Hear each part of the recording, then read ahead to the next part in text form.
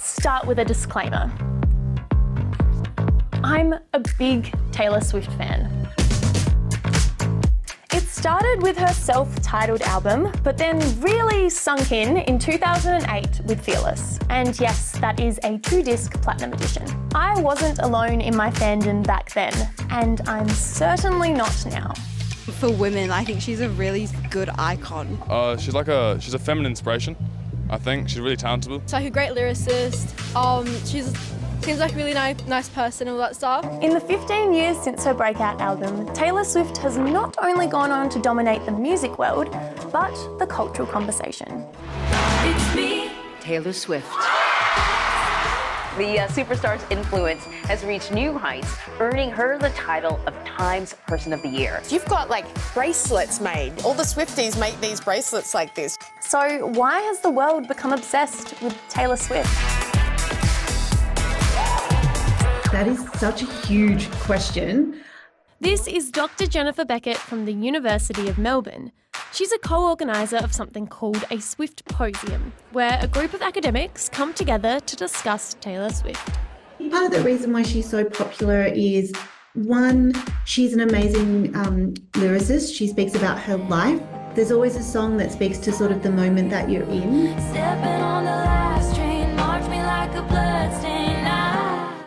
A lot of her more recent songs and stuff about breakups and stuff really speaks to me. Quite vulnerable in her lyrics as well. The vulnerability is really the key. You know, Taylor Swift has been compared to a lot of poets like Sylvia Plath. She's not just talking about relationships. She's vulnerably talking about relationships, right? She's taking you through the emotions that she's having. It gives you something to connect to. And I think that lyrically there's a simplicity to what she does, which makes it easier to grab onto. Just between us did the love affair maim you too. It sounds stupid because she's not really on the same financial level as us, but she can be relatable. I think she makes songs that a lot of people that can relate to. It's just very upbeat and very relatable. It's so relatable. Dr. Beckett says this is the power of music and art in general. When we can relate to it, it allows us to better understand ourselves and our culture. Storytelling is such a phenomenally important part of the human experience, and she does it really, really well. And that goes way back into country music. It's late and his mama don't know our song is a Starting out in country, that has one kind of base of fans, right? And then she morphs into pop. She gives us 1989. That brings a whole other different group of fans. Obviously, they're people who followed it from country. Her genres are absolutely great, going from country to pop, they're things that can correlate really, really well, and it just works. And then she gives us albums they're really pared back, albums like Folklore and Evermore, and works with artists like Bon Iver and people from The National, and of course working with Jack Antonoff since 1989 as well. That brings a whole other audience of fans, and those other fans during the pandemic tended to be slightly older. And so that's part of why she's able to have such a diverse fan base. She's reinvented herself, and that's part of the things that keep you attached. I do think she's doing more to be unique and different than most artists. Reinventing herself is the key to her progression and domination, I guess. Also, her music matures as she does as well. But on top of all of this, there's something else at play with Taylor Swift's fandom, which makes her Eras tour the most successful tour of all time. She very much engages with her fans and tries to create a mystery and community around her audience. More than any other artist, the thing that makes her so big is the relationship she has managed to build with her fans by doing things like dropping into fans' DMs, dropping the Easter eggs, also having people around at her house doing those secret sessions for the new albums. I love all the little things that people do for her concerts, all the little chants and the bracelets. I love that. The collective fandom is really interesting here as well. It's that real sense of community that she brings, which is to me one of the really interesting aspects about her as an artist and as a businesswoman. Okay, so there's the music, the lyrics, the themes, the genres, the connection with the fans, and the collective fandom. There may be plenty of reasons to explain her popularity, but what impact does this all have? Why does it even matter?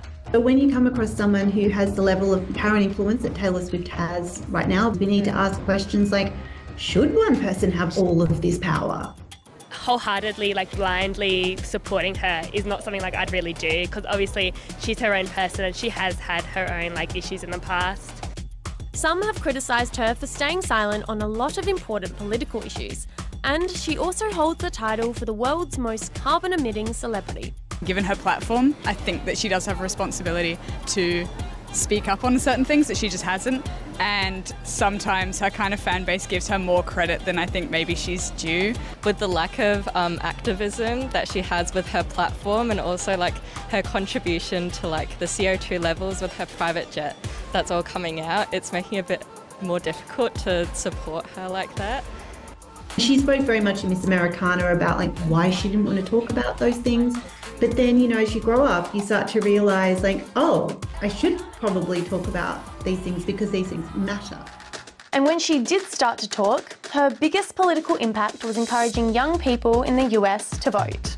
And Taylor Swift does one Instagram post, boom, 250% higher registration. And in 24 hours, right? They were like, we've never seen this before.